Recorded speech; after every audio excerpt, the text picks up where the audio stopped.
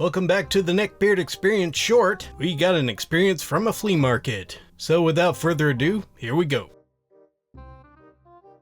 My partner Blue and I always walk around in the flea market during spring. Once we walked up to this one guy who was selling handcrafted replica swords and other various old-fashioned weapons, including katanas. He was a really nice older guy named Bob. I noticed a rather interesting looking spiked club. It was used in ancient Japan that would crush bones and break the legs of cavalry horses. So I started chatting with him about it. Bob said, "Yeah, this is the last one I have in stock. You can have it for $50. You've got a deal." Then enters the Neckbeard. He pushes his way past me and Blue, who nearly fell to the ground because of a bad knee. I've never seen my partner so infuriated. After calming down, this happened. He looked back at me and he said, "Yeah, control your and by the way, your dyed hair and piercing and tattoos make you look like a fat Then that's when both Bob and I got incensed. You never want to make two people mad who has a severe past known for anger issues. Bob and I only found that out later when we talked, after we made the Neckbeard turn tail and run.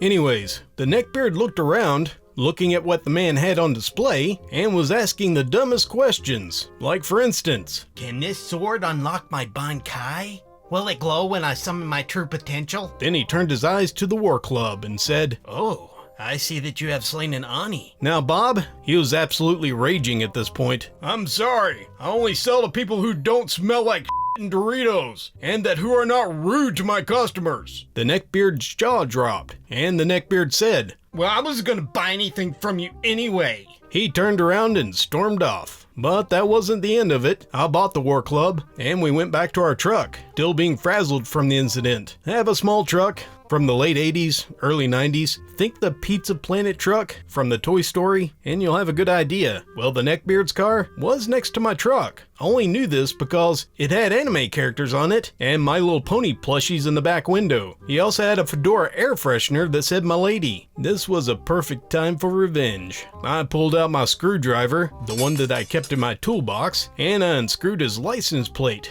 Then I proceeded to throw it away. It was a custom one, mind you. I forgot exactly what was on it. We waited around till he got into his car. As he was backing out, a police officer was patrolling the parking lot. He saw that it had no plates and immediately lit him up. We were laughing our butts off. He then noticed us and he said, "You f***ers will pay for this." And when he did, Bob by chance was coming up with a business card. He heard what he said, and he banned him from his stand altogether. Later we found out that he got arrested for assault, and he got fired from his job for making lewd comments about a 12-year-old. I only know this because of a simple Facebook search. I've also been back to the flea market, and I bought a few more things from Bob.